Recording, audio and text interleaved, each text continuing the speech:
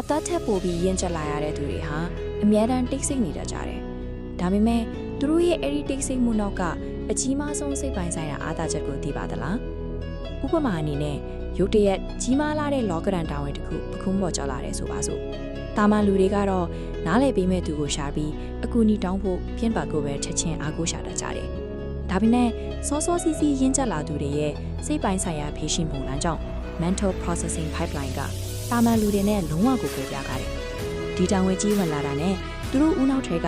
အကူအညီတောင်းမဲ့လမ်းကြောင်းတွေတခြားသူစီကညှော်လင့်မဲ့လမ်းကြောင်းတွေကိုသူတို့ကချက်ချင်းပဲတော့ခတ်ပိတ်ချလိုက်တယ်။ဒီလိုပြင်ပကိုထုံမပြပဲတိတ်ဆိတ်သွားတာကိုပဲတခြားသူတွေက ATA ဆက်နေတယ်လို့အထင်မြင်လွယ်မှာတတ်ကြတယ်။တကယ်တော့သူတို့ရဲ့အစစ်အမှန်အားသားချက်ကဒီမှာပါ။ပြဿနာအားလုံးကိုအချိန်နဲ့စိတ်တက်ဆိုတဲ့အတွင်းပိုင်းစစ်ထုတ်ဆက်နေခုစီကိုသာတိုက်ရိုက်ပဲပြောင်းပေးလိုက်တာပါ။အပြင်လူတွေစီကညှော်လင့်ချက်တွေကိုဒီလိုမျိုးအပြီးတိုင်ဖြတ်တောင်းလိုက်တဲ့အတွက်နားလည်မပေးနိုင်လို့ခံစားရမယ့်နာကျင်မှုတွေကနေအပြည့်အဝလို့ကျင်းသွားပါတယ်။ဒီလိုခိုင်မာတဲ့ကိုအာကိုမှုအခွင့်အရေးကြီးက